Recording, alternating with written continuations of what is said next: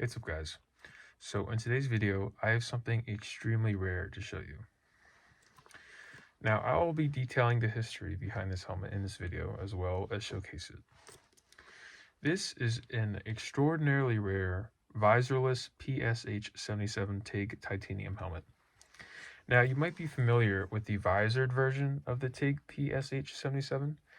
That is the most common version of the PSH-77. This, I would say, is the rarest version of the TIG PSH-77, as there's very limited pictures of these actually being used, and actually just little to no information about these helmets in general. I had to ask around because I could not find anything about these helmets, and that's the only reason why I know the history behind these helmets. There really isn't anything online, and if there was, it's not there anymore, as the sources are taken down or removed, or they're too old to be kept up, like the websites are down or something.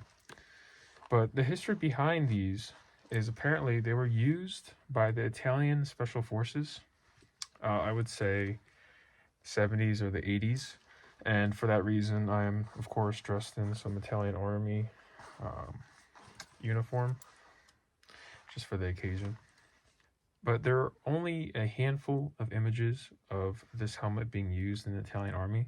Apparently it was used in very limited numbers in the Italian Army, only for like their special forces and their highest tier forces would use helmets like this.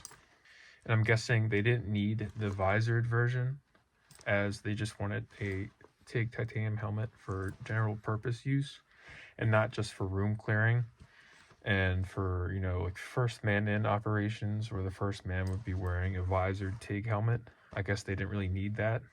They just needed a very protected helmet for their top of the line special forces. And this would be an excellent helmet for usage even today. The quality of titanium doesn't degrade like Kevlar, so you could really just use this helmet even today without any problems whatsoever. But besides that, there's also a footnote about how Hungarian soldiers apparently tried this helmet out back in the 80s or the 70s. But there's no evidence that I could find about that. I've only heard this from other people. Apparently, there might be some pictures floating around, but for now, that's basically lost media. I mean, I don't think they've seen the light of day in decades, so you'll probably never see that. But those are the only two examples I could find of these helmets being used in military service. Besides that, I really have no idea who used these, but I know for a fact that other TIG helmets that came with the visor were also painted in this dark blue color. I'm not sure exactly why they were painted in this color, but there are many other examples of TIG helmets, especially visorless TIG helmets, like ones like this that weren't made to have a visor, that were painted in this dark blue color. But like I said, there are also other examples of visored TIG helmets in the same exact color. I'm not sure if this is just a color that came from the factory or something. I really don't know. I'm just taking a guess. I'm not sure how many of these even exist.